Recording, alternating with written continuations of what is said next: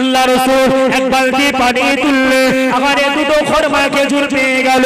তিন বালতি পানি তুললে কেমন নবী বাবা ওমা আরসালনাকা ইল্লা রাহমাতাল লিল আলামিন আমার আপনার নবীকে রহমত করে দয়া শুরু করি আল্লাহ পাক দিয়েছে বাবা বিশ্ব নবী আমার বালতিটা দিলে এক বালতি পানি তুললে দুটো খরমা পেয়ে গেল। তিন বালতি পানি তুললে চার বালতি পানি তুললে পাঁচ বালতি তুলতে যাবে ওই আপনার ঘিরা বালতি যে দড়িটা বাঁধা ছিল ওই দড়িটা কেটে গেল। ওই দড়িটা কেটে গিয়ে ওই বালতিটা কুয়ার ভিতরে যাইয়া পড়ে গেল। যে কুয়ার ভিতরে পড়ে গিয়েছে আবারে ইহুদি তাকে পারলো না, ইহুদির ছেলে তাকে পারলো না, এতটা রেগে গেল, এতটা রাগান্বিত হয়ে গেল। রেগে গিয়ে আবারে বললে তুমি আমার বালতিটা খুলে দাও। আল্লাহ রাসূল বললে আমি ইচ্ছা করে বালতিটা ফেলে না গো, আমি ইচ্ছা করি তোমার বালতির দড়িটা কেটে দেই না গো। পানি তুলতে গিয়ে দড়িটা কেটে গিয়েছে।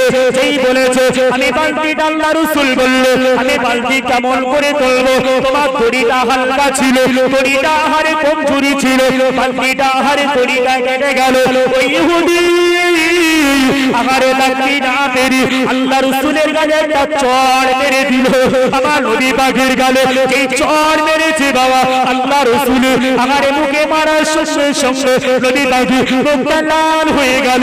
আল্লাহ রাসূল ইহুদির হাতটা ধরলে, ধরার পরে আল্লাহ নবী বললেন ও বাবা ইহুদি তোমার কি লাগেনি তো, তুমি যে আমার গালে থাপ্পড় মেরেছো, তুমি যে আমার গালে চড় মেরেছো তোমার লাগেনি বলো না।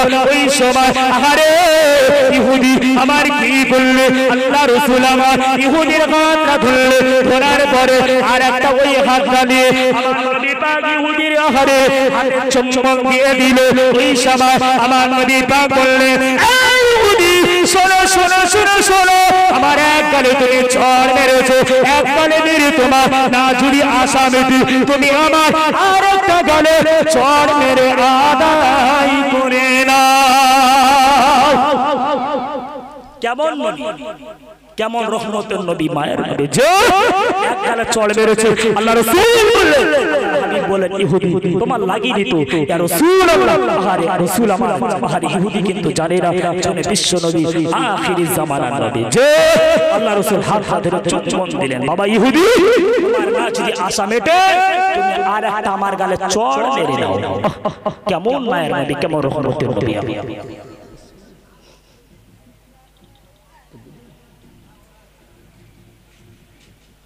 আলহামদুলিল্লাহ ভাইজান ইহুদির হাত ধরে আমার নবী পাক চুম্বন দিলেন। সে সমাজ আছে না যে আল্লাহ রাসূল কোনো গাল দেননি। ইহুদি আমার বাড়ি চলে গেল সোজা। বাড়ি গিয়ে মাকে বলেন মা মানুষ দেখেছি এমন মানুষ দুনিয়ায় কাউকে দেখি না। বুড়ি মা বললেন ইহুদির মা বলল কি হয়েছে বাবা?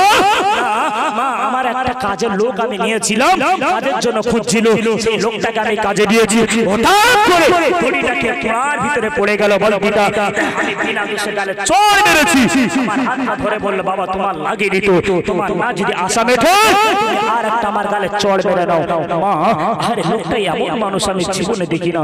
এই সময় ইহুদির মা কিন্তু তাওরাত জব্বুর পড়েছে যে এমন যদি মানুষ হতে হয় বিশ্ব নবী হতে পারে। জোরে বলে বলেন চলে যাও, চলে যাও, যার গালে তুমি চড় মেরেছো তার কাছ থেকে ক্ষমা চেয়ে আনতে হবে। আমার মনে হয় তুমি যার গালে চড় মেরেছো উনি হলেন বিশ্ব নবী। চলে যাও, আমার দরবার থেকে বেরিয়ে যাও, আমার কাছ থেকে তুমি বেরিয়ে যাও। যার গালে চড় মেরেছো তার কাছ থেকে ক্ষমা চেয়ে আনতে হবে, আমি তোমাকে ক্ষমা করব না।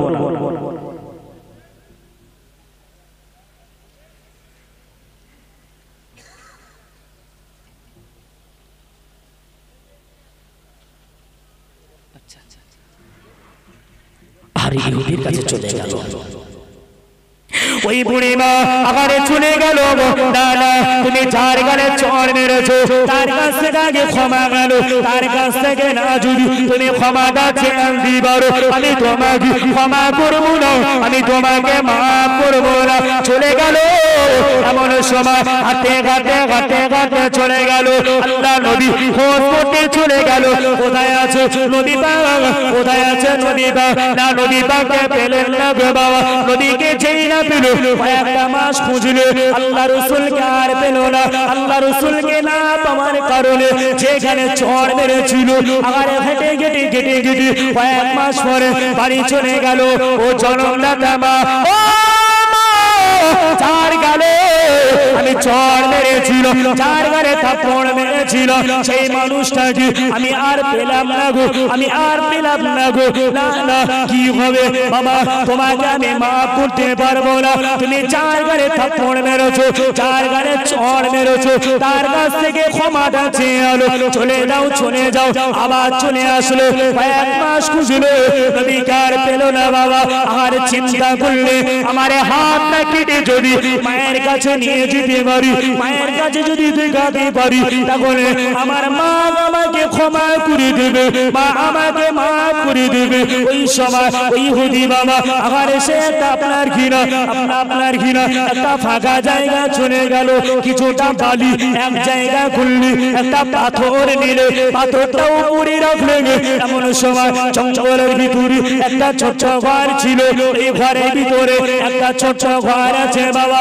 এই ঘর থেকে একটা বুড়ি মা ছিল তার কাছে একটা তরোয়াল নিয়ে আসলো মা তুমি একটা তরোয়াল দাও না একটা ছুরি আমাকে দাও না না বাবা তোমাকে আমি দেব না একটুখানি দাও না ছুরিটা দিল বাবা ওই বালিটা এক জায়গায় ঘুরি হাতে মারলো যে হাতটা দিয়ে নবী পাকের গালে চড় মেরেছিল নবী পাকের গালে থাপ্পড় মেরেছিল ওই হাতটা কাটবে হাতটা কেটে দিয়ে চলে গেল কাঁধে ছিল একটা ঝোলা ওই ব্যাগের ভিতরে হাতটা কেটে দিয়ে মায়ের কাছে চলে গেল ও জনমদাতা মা ও মা আমি যাকে গালে চড় মেরেছিল ওই মানুষটাকে পেলাম না গো আমি হাতটা কেটে তোমার কাছে এনেছি তুমি আমাকে ক্ষমা করে দাও না তুমি আমাকে মাফ করে দাও মা বলল বাবা না না না না না আমি তোমাকে মাফ করব না আমি তোমাকে ক্ষমা করব না তুমি চার গালে চড় মেরেছো সেই বাল আপনার ঘৃণা তিনি না যদি মাফ করি আমি তোমার মা আমি তোমাকে মাফ করব না চলে যাও যার গালে তার কাছ থেকে ক্ষমা হুকুকুল্লাহর হুকুকুল ইবাদতটা বান্দার হক আল্লাহর হক তুমি বান্দার হক মেরে গেছো তুমি বিনা দোষে একটা মানুষের গালে থাপ্পড় মেরেছো চড় মেরেছো তুমি যদি আহারে তার কাছ থেকে না যদি মাপ চাও আহারে সে না যদি মাপ করে আল্লাহ কখনো তাকে মাফ করবে না ওটা বান্দার হক ওটা আল্লাহর হক যে আল্লাহ নবী আহারে আপনার কিনা পাহাড়ের উপরে চলে গেল পাহাড় থেকে উঠে উঠে পাহাড়ের উপরে দাঁড়িয়ে আছে ইহুদি না জানতে পেরে হাতটা কেটে মায়ের কাছে নিয়েছিল মা সে মানুষটাকে আমি পেলাম না তুমি আমাকে ক্ষমা করে দাও না বাবা হবে না আমি তোমাকে মাফ করব না তুমি চার গালে চড় মেরেছো তার কাছ থেকে ক্ষমাটা গেছে আনতে হবে চলে যাও আবার চলে গেল হাতটা দিয়ে ব্যাগের ভিতরে নিয়ে রক্ত গড়িয়ে গড়িয়ে গড়িয়ে গড়িয়ে যায় মা তুমি তো আমার জন্মদাতা মা গর্ভধারণী মা তুমি আমাকে মাফ করো না বাবা মাফ করব না তুমি এমন একটা মানুষের গালে চড় মেরেছো এমন একটা মানুষের গালে থাপ্পড় মেরেছো সে দুনিয়ার অন্য কোনো মানুষ নয় সে মানুষটা যদি হতে হয় বিশ্ব নবী বলুন সুবহানাল্লাহ তুমি বিশ্ব নবীর গালে চড় মেরে চলে যাও হাতটা কাটা হাতটা দিয়ে আবার চলে গেল হাতে হাতে চলে গেল মাকে আহারে মায়ের কথা মতো নবী পাককে পেল না গো বাবা আল্লাহ রাসূলকে যেই না পেল আবার বাড়ি চলে আসলে বাবা আহারে তুমি আমার বাড়ি আসলে হবে না মরণের আগ পর্যন্ত তোমাকে সময় দিল মরণের আগ পর্যন্ত সময় দিল আহারে তার কাছ থেকে ক্ষমাটা চেয়ে আনতে হবে তুমি বাড়ি আসলে হবে না আমি তোমার মা তোমাকে আমি আর জায়গা দেব না চলে গেল নবী পাককে ঘুরতে লাগলো নবী পাকের সন্তানটা না পেয়ে এমন সময় হেঁটে হেঁটে যাচ্ছিল রাস্তার মাঝখানে কিছু মানুষকে জিজ্ঞাসা করলো বলো না বিশ্ব নবী কি কিছু হ্যাঁ নবী পাকের চিঠি কোথায় আছে বলতে পারবে হ্যাঁ নবী পাক ওই একটা পাহাড় দেখা যায়, ওই পাহাড়ের নিচে বিশ্ব নবী আমার আছে, চলে যাও চলে যাও চলে যাও। ইহুদি আমার আহারে যে আল্লাহ রাসূলের গালে চড় মেরেছিল, থাপ্পড় মেরেছিল, ওই বাংলাটা চলে গেল।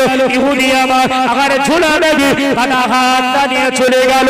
এমন করে লক্ষ্য করে দেখল নবী পাক এই মাথাটা জমিনে রাখলো, নবী পাক মাথাটা জমিনে রেখে দিয়ে নবী পাকের জবান থেকে একটাই আওয়াজ হয়, ইয়া গাবলি উম্মতি ইয়া গাবলি উম্মতি ইয়া গাবলি উম্মতি, আমার উম্মত উম্মতের কি হবে? ইয়া হাবলি উম্মতি ইয়া হাবলি উম্মতি, আমার উম্মত উম্মতের কি হবে না। হাতটা নিয়ে চলে গেল। আল্লাহ রাসূল আমার শেষটা হালাতে আছে, পিছনে দাঁড়িয়ে আছে। আমার নবী পাক উঠলেন, উঠে দেখলেন সেই মাঝে গালে চড় মেরেছে সেই ব্যক্তিটা দাঁড়িয়ে আছে। বাবা তুমি কি আবার কিসের জন্য এসেছো? ইয়া রাসূল হাবিবাল্লাহ আমার ভুল হয়ে গিয়েছে। কি হয়েছে বাবা বলো না, কি হয়েছে বাবা? কি অন্যায় তুমি করেছো? তুমি তো কোনো অন্যায় করোনি। তোমার বালতিটা ইয়া রাসূল হাবিবাল্লাহ, আপনি হলেন আখিরের জামানার নবী, আপনি হলেন শেষ নবী। আমি বিনা দোষে আপনার গালে থাপ্পড় মেরেছিলাম। ইয়া রাসূল হাবিবাল্লাহ আপনি আমাকে ক্ষমা করে দেন। না বাবা ঠিক আছে, তুমি তো মানুষ মাত্র ভুল করতে পারো। ঠিক আছে বাবা, তোমার বালতি আমি তুলে দেব, তুমি চলো।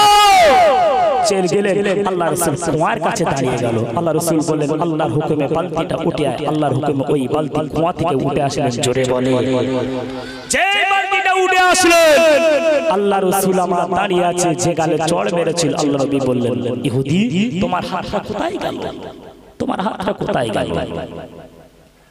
ওই সময় ওই ইহুদি বলতে লাগলো ইয়া রাসূলুল্লাহ ইয়া হাবিবাল্লাহ ইয়া রাসূলুল্লাহ ইয়া হাবিবাল্লাহ, না না না আপনার গলি আমি বিনা দোষে চড় মেরেছিল। আমি আহারি আপনাকে মারার পরে আমার শরীরের যন্ত্রণাটা বেড়ে গেল। আপনাকে মারার পরে আমার শরীরের যন্ত্রণা প্রচন্ড বেড়ে যায়। আমি আমার মায়ের কাছে গিয়ে বলার পরে আমার মা আমাকে মাফ করলো না গো। আমার মা আমাকে ঘর থেকে বার করে দিল।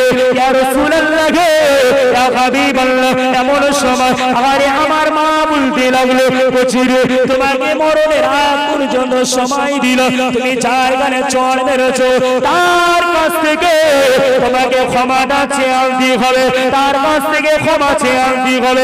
চলে যাও চলে যাও চলে যাও। ইয়া রাসূলুল্লাহ ইয়া হাবিবাল্লাহ এমন দিনকার ঘটনা আরে আমি যখন আপনাকে খুঁজে খুঁজে খুঁজে খুঁজে পেলাম, আমি মনে মনে করেছিল আমার হাত না কেটে যদি আমার মাকে দেখাতে পারি, আমার হাত না কেটে যদি আমার মাকে দেখাতে পারি, হয়তো আমার মা আমাকে ক্ষমা করে দেবে, আমার মা আমাকে মাফ করে দেবে। ইয়া রাসূলুল্লাহ ইয়া হাবিবাল্লাহ আমি যখন হাতটা কেটেছিল আরে আমার মা বলল কচিরে তোমাকে আমি ক্ষমা করতে পারবো না, তুমি চলে যাও চলে যাও চলে যাও। যার গালে চড় মেরেছো তার কাছ থেকে ক্ষমাটা চেয়ে চলে গেল। বাবাজিরা ভাইরা ও সোনার বাড়িরা এমন সময় দয়ার নবী রহমতের নবী বললে বাবা ইহুদি ও বাবা ইহুদি তোমার হাতটা কোথায় তুমি বলো না। ইয়া রাসূলুল্লাহ ইয়া হাবিবাল্লাহ আমার হাতটা আছে, ওই তোমার হাতটা দেখি। আহারে ইহুদি আমার হাতটা ওই থলে থেকে বের করে ঝোলা থেকে বের করে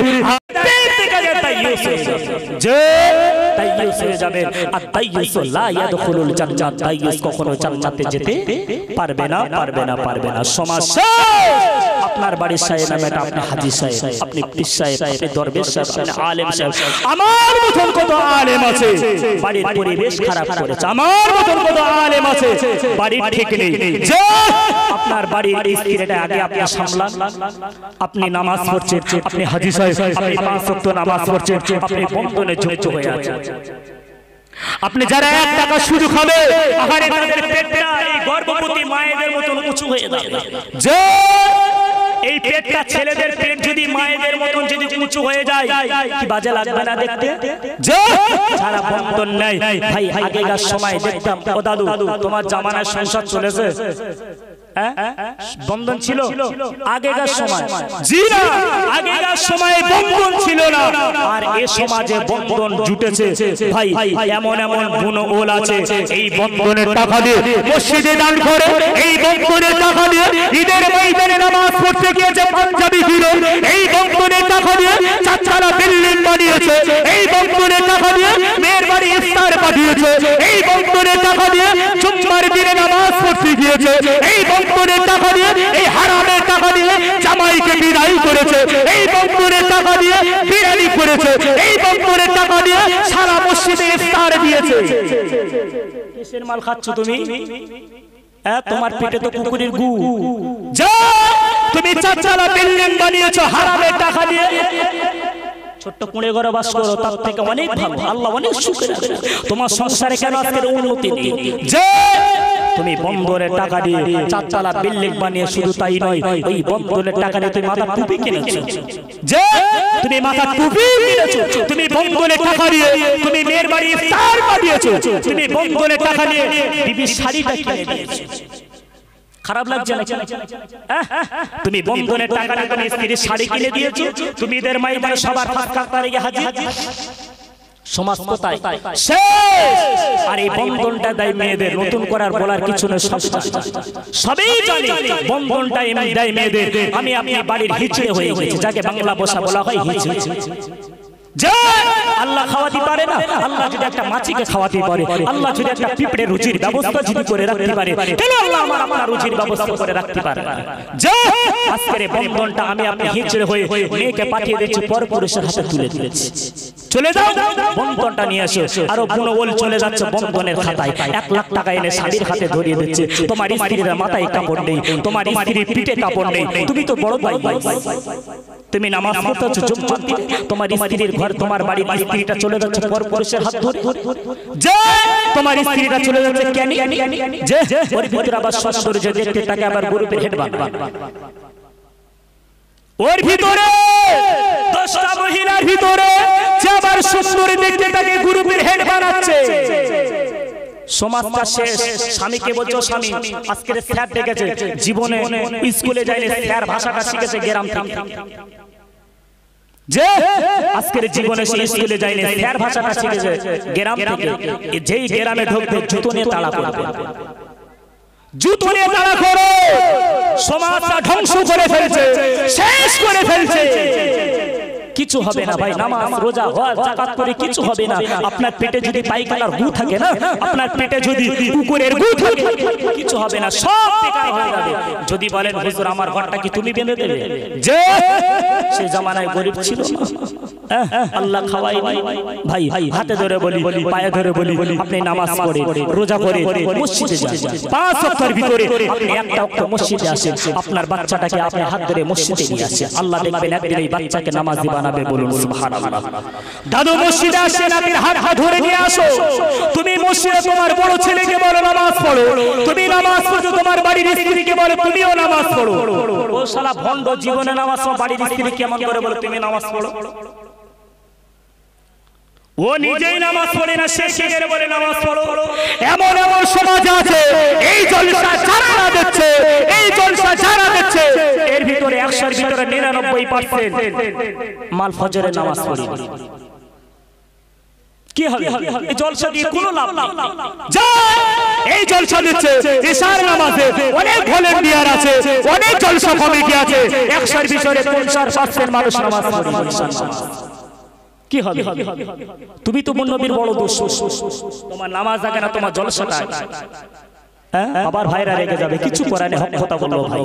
যে সমাজটা শেষ। তুমি তো বড় নবীর দুশমন, যদি বলেন কেন তুমি জলসা দিচ্ছ? তোমার মুখে নবীর সুন্নতে দাঁড়িয়ে কোথায় পাইছে?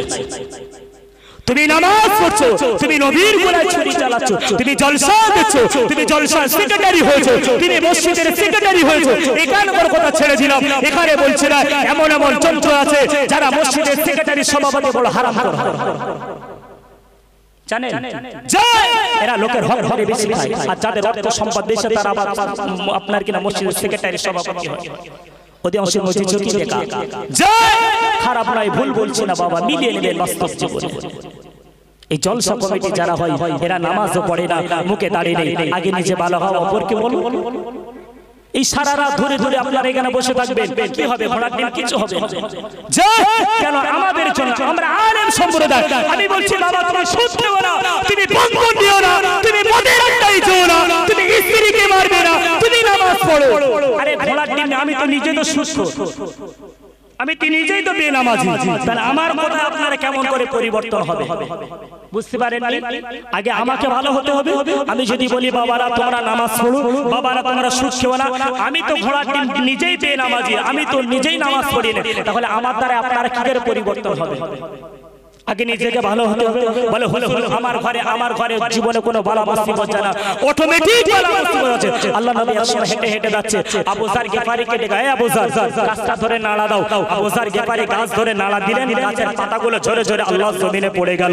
আল্লাহ রাসূল বলেন, আবু যার কিছু বুঝতে পেরেছো? ইয়া রাসূল হাবিবাল্লাহ, না।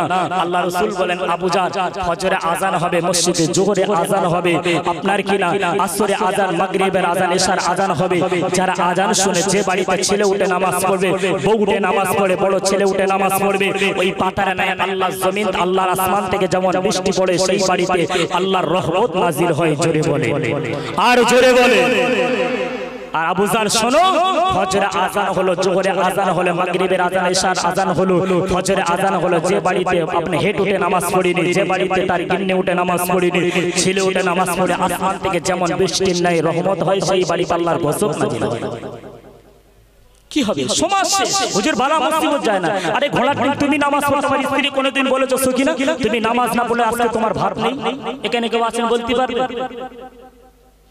আজকের ফজরের নামাজ আমি মসজিদে গিয়ে পড়বো, আমি এসে না চলে দেখি তুমি বিছানায় শুয়ে আছো, আজকের দিনে তোমার নামাজ পড়তে হবে। এতগুলো মানুষ বসে আছেন, কেউ বলতে পারবে না আমার স্ত্রী নামাজ পড়ে তার জন্য আমি মেরেছি? কেউ আছেন? নেই। এ সমাজ, তুমি স্ত্রীকে ভালোবাসো, তুমি স্ত্রীকে বলো চলো দুজন একসঙ্গে নামাজ পড়ি। মসজিদ আপনি যেতে পারেন, মসজিদ আল্লাহর ঘর, এই মসজিদ যদি একবার বন্ধ করে দেয় ধ্বংস হয়ে যাবে, ঘর বন্ধ হয়ে যাবে। দুদিন পরে সমাজ শেষ হয়ে গেছে, ওয়াকাবিল যখন পাস হয়ে গেছে, এই মসজিদ, এই মাদ্রাসা, এই কবরস্থান সব নিয়ে এনেছে। দেখেন আস্তে আস্তে মাদ্রাসা তালা মেরে দিচ্ছে। যে ঈমান আজকে আমার আমরা শেষ, ঈমানটা শেষ হয়ে গেছে বলে আজকের মুসলমানের কপালে দোষটা নেমে এসেছে। কি বলে? মুসলমানকে এক হতে হবে। আবার বলছে হুজুর ও তাবলীগ করে, হিজবুল্লাহ করে, সিলসিলা করে, জামাতি করে, ওই করে, হ্যান করে, ত্যান করে, আমরা এক হতে পারবো না। যে এক হতে হবে, মুসলমান এক হয়ে লড়তে হবে, তারপরে তো আপনি মারা যাবে, আপনাকে রায় নিয়ে তারপর কবরস্থানে মাটি দিতে হবে, জানেন? এটা মনে আছে? যে মাদ্রাসা, মসজিদ, তালামের নামাজটা আপনি কোথায় পড়বেন? রাস্তায় পড়বেন?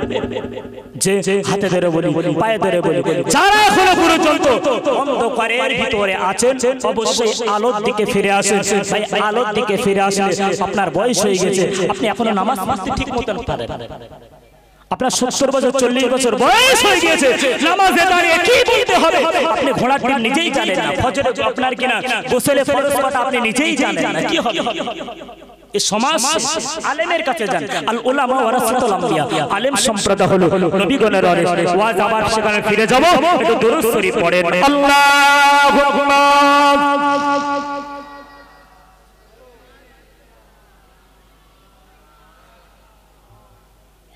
ওয়া আলা আলি সাইয়্যিদিনা।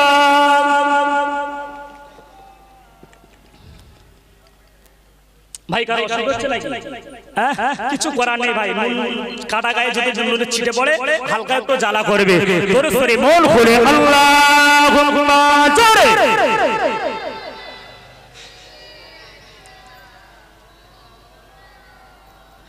ওয়া আলা আলি সাইয়্যিদিনা।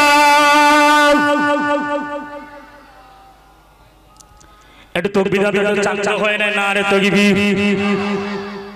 ইস, আল্লাহ শক্তি দিয়েছে তো, শক্তি দেয়নি কি না আল্লাহ সব কেড়ে নিয়েছে আল্লাহ দিয়েছে তাহলে ডাকছেন কাকে গো আল্লাহকে ডাকছেন আল্লাহকে ডাকবেন কেন চেপে রাখছেন একটু ভক্তির সঙ্গে বলেন না রে তাকবীর আরো জোরে না রে তাকবীর এই জন যুবকরা জোরে বলো না রে তাকবীর আরো জোরে না রে তাকবীর সিলসিলা ফুরফুরা শরী সিলসিলা ফুরফুরা শরী আল কোরআনের আলো আল কোরআনের আলো আল হাদিসের আলো মহান ইসালে সওয়া মহান ইসালে সওয়া না রে তাকবীর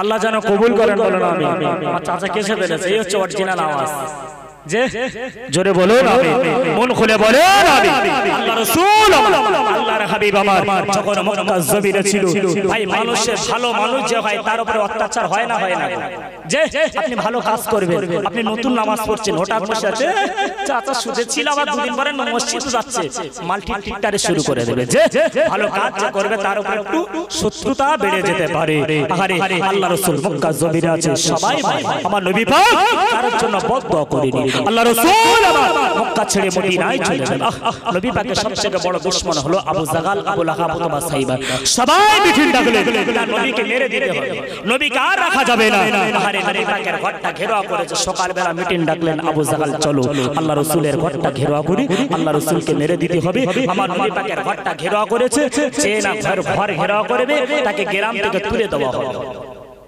নবীকে মারতে পেরেছিল মনে হয় জি না আরে নবী পাক মক্কা ছেড়ে মদিনায় চলে যাবে মক্কা জমিনে আস্তে আস্তে শত্রুতা বেড়ে গেল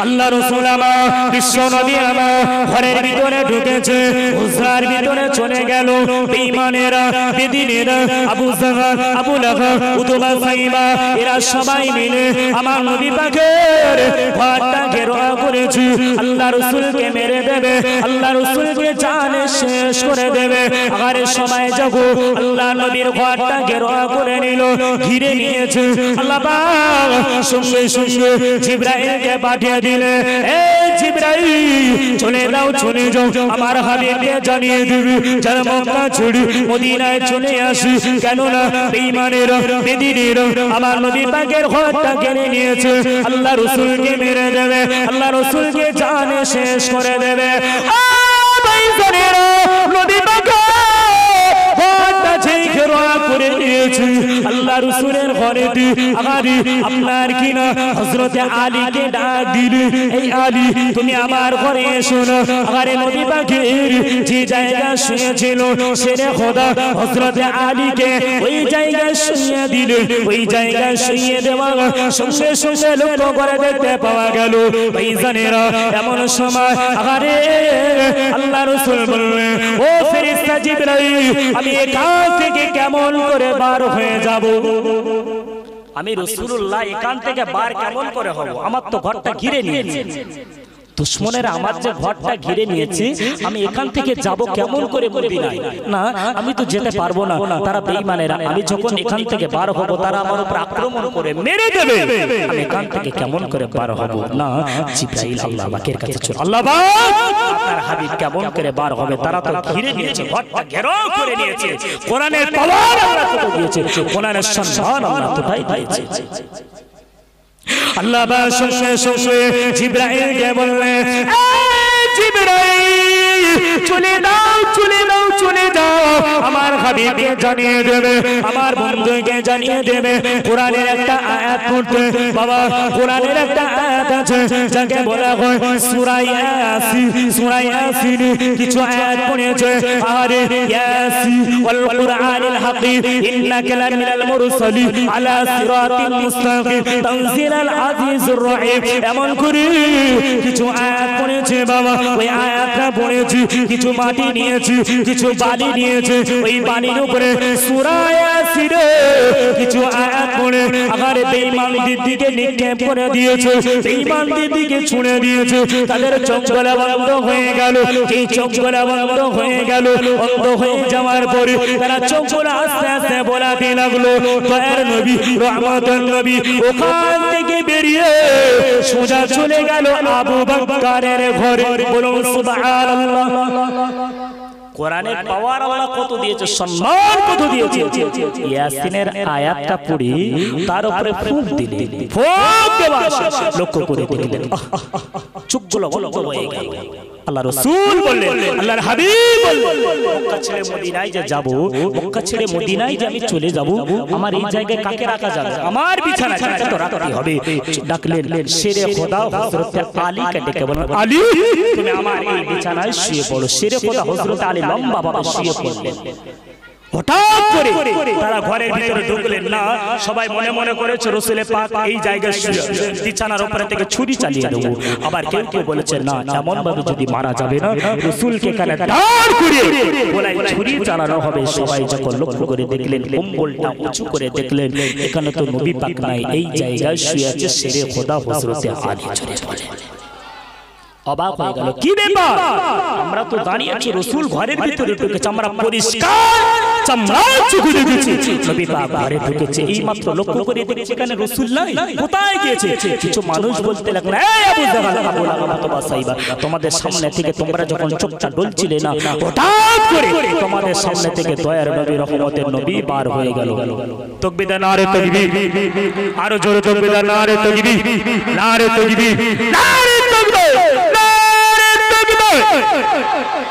এই সময় একটু হালকা হালকা ঝড় হয় যে দরুদ শরীফ আল্লাহুম্মা সাল্লি আলা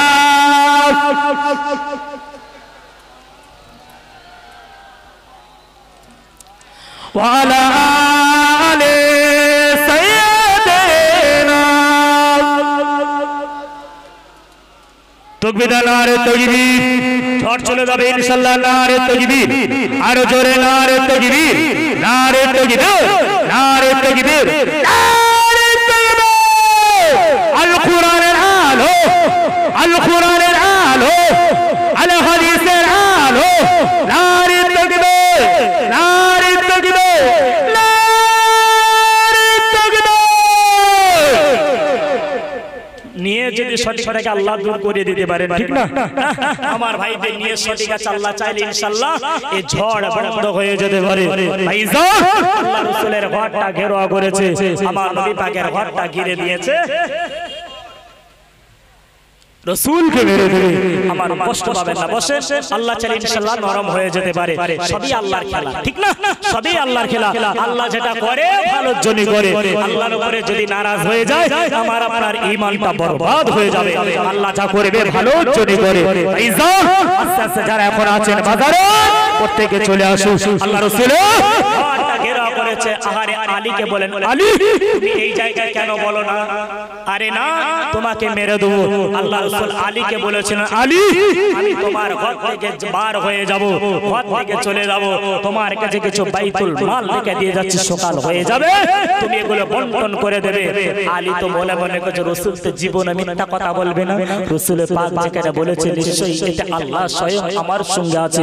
যেই বলেছে, আলী বললেন, দেখো আমি যখন এখানে ঢুকেছি আমাকে তোমরা দেখেছো না? রাসূল পাক যখন ঢুকেছে রাসূলকে আগে দেখেছো? তারা বললেন, না, এই জায়গায় রাসূল পাক ঢুকেছে আমরা দেখেছি চামড়া চুকি, তোমাদের দেখি না। তারা বললেন, সত্যিকারে তো, সত্যিকারে তাহলে রাসূল এখানে নাই, চলো বেরিয়ে যাই, চলো এখান থেকে বেরিয়ে যাই। ভাইজানেরা, চল যুবকেরা, আগারে এমন সময় লক্ষ্য করে দেখলে আবু জাহাল, আবু লাহাব, উতবা সাইবারা চলে গেল না। রাসূল কোথায় গিয়েছে? রাসূলকে মেরে দিতে হবে, রাসূলকে জানে শেষ করে দিতে হবে। আল্লাহর নবী সোজা আবু বকরের ঘরে গিয়ে হাজির হয়ে গেল। আল্লাহর নবী আবু বকরের ঘরে গিয়ে সালাম দিলে, আসসালামু আলাইকুম। আগারে এই সময় আবু বকর উত্তর দিলে, ওয়া আলাইকুম আসসালাম। আল্লাহর নবী বললেন, আল্লাহর নবী বললেন, আবু বকর তুমি কি ঘুমাওনি? আবু বকর তুমি কি ঘুমাওনি? ইয়া রাসূলুল্লাহ গো ইয়া হাবিবাল্লাহ না না না না আমি আবু বকর ঘুমাই না গো আমি আবু বকর ঘুমিয়ে যাই না কেন না আজ থেকে 6 মাস আগে আপনি বলেছিলেন মক্কা ছেড়ে মদিনায় চলে যেতে হবে মক্কা ছেড়ে মদিনায় চলে যেতে হবে আমি আবু বকর সেখান থেকে একটানা 6 মাস আমি আবু বকর বিছানায় শুয়ে বলুন সুবহানাল্লাহ আল্লাহ রাসূল বললেন আবু বকর তুমি কেমন করে জানতে পারলে তুমি 6টা মাস দাঁড়িয়ে আছো ইয়া রাসূলুল্লাহ হাবিবাল্লাহ আজ থেকে 6 মাস আগে আপনি বলেছিলেন আবু বকর মক্কা ছেড়ে মদিনায় চলে যেতে হবে আমি আবু বকর যদি বিছানায় শুয়ে পড়ি ঘুমিয়ে যদি যাই আপনি এসে আমাকে আবু বকর বলে ডাকবেন আমি আবু বকর উত্তর দিতে পারবো না তখন মনে হয় আপনার কষ্ট হতে পারে সেই জন্য টানা 6 মাস আমি আবু বকর দৌড়ে গায়ে হেলান দিয়ে দাঁড়িয়ে আছি বলুন সুবহানাল্লাহ কেমন মোহাম্মত কেমন ভালোবাসা আল্লাহ রাসূল বলেন আবু বকর চলো তুড়ি হরি করে বেঈমানেরা তাড়া করছে মদিনায় চলে যেতে হবে আর থাকা যাবে না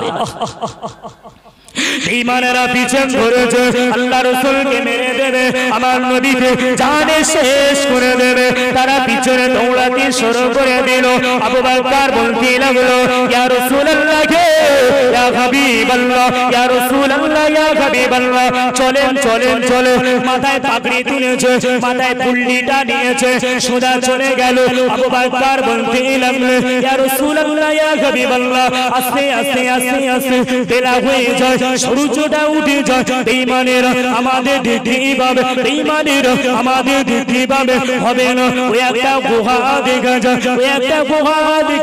ওই গুহার ভিতরে চলে একটু গানি জঙ্গলের কিনা আশ্রয় নেই আল্লাহ রাসূল বললেন ঠিক আছে আল্লাহ রাসূল বলেন আবু বকর ঠিক আছে চলো না গুহার ভিতরে যাবে আবার রাসূলে বা গুহার ভিতরে ঢুকবে আবু বকর বললেন ইয়া রাসূলুল্লাহ ইয়া হাবিবাল্লাহ না না না না আপনি আগে যাবেন না কেন না এই গুহার ভিতরে অনেক দিনকার গুহা এখানে এর ভিতরে অনেক সাপ থাকতে পারে অনেক বিষাক্ত পোকামাকড় থাকতে পারে আমি আবু বকর আগে যাই আমি ঘুরে দিকে আসি তারপরে আপনাকে বলবো তারপরে আপনি চলে যাবে আবু বকর গুহার ভিতরে ঢুকে ঘুরে এসে আল্লাহ রাসূলকে ডাকলে ইয়া রাসূলুল্লাহ ইয়া হাবিবাল্লাহ ইয়া রাসূলুল্লাহ ইয়া হাবিবাল্লাহ চলে আল্লাহ রাসূল আমার চলে গেল গুহার ভিতরে চলে গেল আবু বকর মাথায়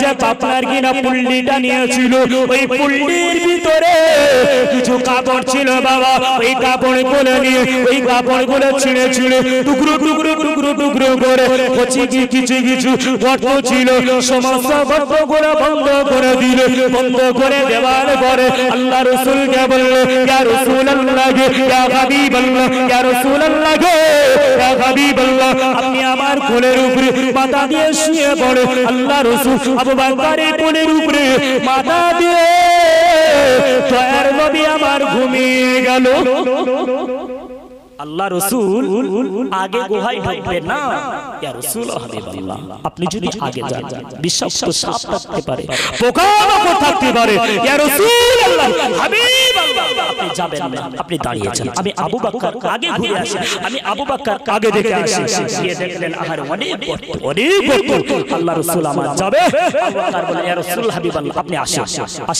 আল্লাহ রাসূল আমার আহারে গেলেন আবু বকরের মাথায় একটা পুল্লি ছিল পুল্লি থাকার পরে ওর ভিতরে কিছু কাপড় ছিল কাপড়গুলো ছেড়ে পুল্লি করে সমস্ত গর্তগুলো বন্ধ করে দিলেন একটা গর্ত বন্ধ করার মতো কাপড় আবু বকর সিদ্দিক রাদিয়াল্লাহু তাআলা আনহুর কাছে যায় কি করবে না আপনার পায়ের বুড়ো আঙুলটা চেপে গর্তের ভিতরে ঢুকিয়ে দিলেন আল্লাহ রাসূলকে বলি ইয়া রাসূলুল্লাহ আপনি শুয়ে আপনি আমার কোলে মাথা দিয়ে আহারে শুয়ে ঘুমিয়ে যান আপনি বিশ্রাম নেন তো হবে না আপনার শরীরটা ক্লান্ত হয়ে আছে ওই সময় আবু বকরের আহারে পুরো আঙুলটা যেই না গর্তের ভিতরে দিয়ে দিল আল্লাহ সঙ্গে আহারে আল্লাহ বাবা থাকতে পারলো না আল্লাহ একটা মাকড়সাকে পাঠিয়ে দিল এই মাকড়সা চলে দাও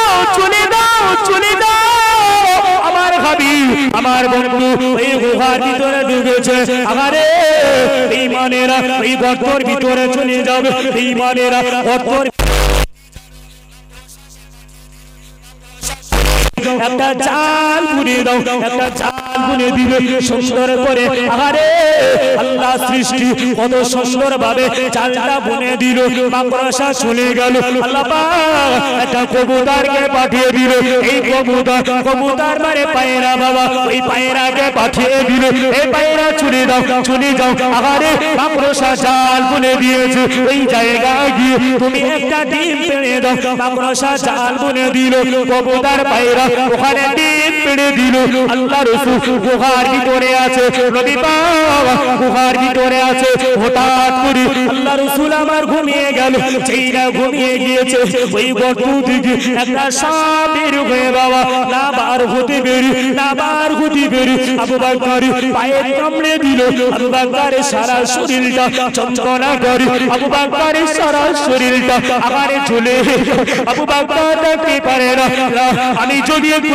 চোখের পানি ছেড়ে দিই রাসূলকে যদি ডাকি আল্লাহ রাসূলকে যদি ডাকি আল্লাহ রাসূল কষ্ট পাবে না রাসূলকে কষ্ট দেওয়া যাবে না আমার নবী পাক ঘুমিয়ে আছে তার নবী মুখে দিকে তাকায় আরে আবু বকরের চোখ থেকে পানি গড়িয়ে যায় আবু বকর তাকিয়ে পারে না গো বাবা একবার পানি আসে আসলে আপনার কিনা ফিরে গালটা নিয়ে চোখটা মুছে না আবার পানি আসে আবার মুছে না এক ফোঁটা চোখের পানি নবী পাকের মুখের উপরে পড়ে গেল আল্লাহ রাসূল চাচিয়ে দেখল আল্লাহ রাসূলের গমটা ভেঙে গেল আল্লাহ রাসূল বললে আবু বকর তুমি কেন কাঁদো আবু বকর তুমি কেন কাঁদো তোমার পায়ে মাথাটা দিয়ে আছি মনে হয় তোমার কষ্ট হয় ইয়া রাসূলুল্লাহ গো ইয়া হাবিবাল্লাহ না আমার কষ্ট হয় না আপনি ওখানে গেল আমি আবু বকর আপনি যদি আমার কলিজায় যদি মাথা দিয়ে রাখে আমি আবু বকর জানিয়ে দিল আমার বিন্দু পরিমাণ কষ্ট হবে না কেমন মহব্বত কেমন ভালোবাসা ইয়া রাসূলুল্লাহ হাবিবাল্লাহ আমার কোনো কষ্ট হয় না আপনি এখানে মাথা দিয়ে আছেন আমি আবু বকর জানিয়ে দিলাম আমার কলিজাটা ফেলে দেব কলিজাটার উপরে যদি আপনি মাথা দিয়ে শুয়ে থাকেন আবু বকর জানিয়ে দিলাম আমার বিন্দু পরিমাণ কষ্ট হবে না আল্লাহ রাসূল বললেন আবু বকর তাহলে তুমি কেন কাঁদো ইয়া রাসূলুল্লাহ হাবিবাল্লাহ কান্নার ভিতরে একটা কারণ আছে ইয়া রাসূল হাবিবাল্লাহ আল্লাহ রাসূল আবু বকর কি হয়েছে বলে ইয়া রাসূল হাবিবাল্লাহ না সমস্ত গর্ত বন্ধ করেছি ওই গর্তের ভিতরে পাটা রেখে দিয়েছি মনে হয় কিছু আমাকে কামড়ে দিয়েছে আমার সারা শরীর যন্ত্রণা করে আমার জ্বালা করে আল্লাহ রাসূল বলেন আবু বকর ঠিক আছে পাটা বের করো পাটা বের করে নিয়ে আগারে ওই সময় আল্লাহ রাসূল বললেন এই সাপ আগারে তুমি আল্লাহর হুকুমে বের হয়ে আসো জোরে বলে আর জোরে বলে আল্লাহ রাসূল বললেন সাপ আল্লাহর হুকুমে গর্ত থেকে বেরিয়ে আয় সাপ বেরিয়ে আসে আল্লাহ পাক বল আল্লাহ রাসূল বলেন আরে আল্লাহ পাক সাপের জবান খুলে দাও সাপ বললেন ইয়া রাসূল হাবিবাল্লাহ আমি অত সহজে কামড়াই না আমি নিশ্চয়ই কামড়ানোর ভিতরে আমার একটা কারণ ছিল বলুন সুবহানাল্লাহ আল্লাহ রাসূল বললেন সাপ তোমার আবার কি কারণ তুমি কেন কামড়েছো আবু বকরের ভাই সাপ বলতে লাগলো ইয়া রাসূলুল্লাহ ইয়া হাবিবাল্লাহ আগারে যখন আপনি এখানে ঢুকেছিলেন এতগুলো গর্ত ছিল সমস্ত গর্তগুলো আপনার আবু বকর টুক টুক টুক টুক টুক টুক করে বন্ধ করে দিল এই গর্তটা ফাঁকা আছে আমি সাপ মনে মনে করেছিলাম এই গর্ত থেকে বেরিয়ে আপনার কদমে একটু চুম্বন আপনার কদমে একটুখানি আমি সাপ চুম্বন দেব আপনাকে আমি নজরে দেখবো আগারে সেই জন্য আমি না বার হতে বেরি আবু বকরের পায়ে কামড়ে দিয়েছি ইয়া রাসূলুল্লাহ ইয়া হাবিবাল্লাহ বেয়াদবি ক্ষমা করু বেয়াদবি মাফ করু আল্লাহ রাসূল বলার পরে সাপ দাঁড়িয়ে আছি আগারে আল্লাহ রাসূল বললেন আবু বকর তুমি কেঁদো না কোথায় সাপ কামড়ে দিয়েছে দেখি না একটুখানি আমি রাসূলুল্লাহ আমাকে দেখো আল্লাহ রাসূল বলার সঙ্গে সঙ্গে আবু বকর পাটা লম্বা করে দিল লম্বা করে দেওয়া মুহূর্তে লম্বা করে দেখা গেল আরে যে জায়গায় সাপ কামড়ে দিয়েছে আল্লাহ রাসূল গাল থেকে এক ফোঁটা লাল আনিল গাল থেকে এক ফোঁটা থুথু নিয়ে যে জায়গায় কামড়েছে ওই